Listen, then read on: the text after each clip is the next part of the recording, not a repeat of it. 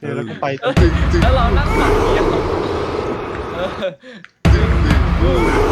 เฮ้ยเราไม่รอชี้กันต้นเหรอ เดี๋ยว1 2 3เอา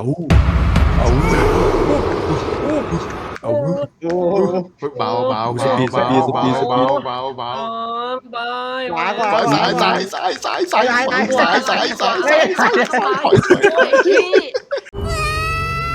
ไอ้สายพายโอเคโอเคโอเคเอาทีไปโอเคไปทำไมเรือมันเอียงกันเลยเนี่ย น้อง โอ้ยแบบมันจะเป็นเหมือน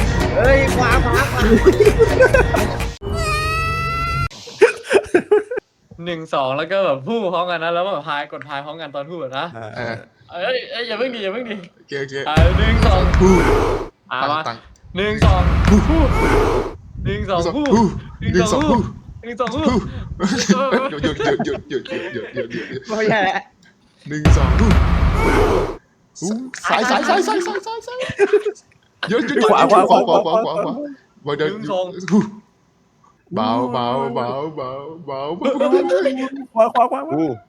อย่าเพิ่งอย่าลงเยอะเกินขวา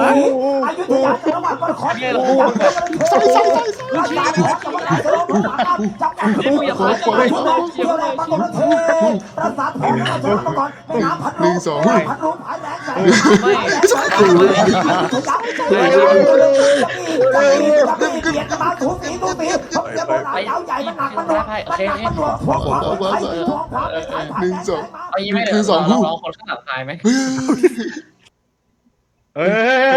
เต็มรังโอ้ย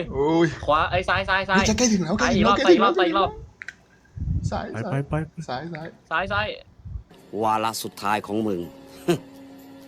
มาถึงแล้ว ซ้าย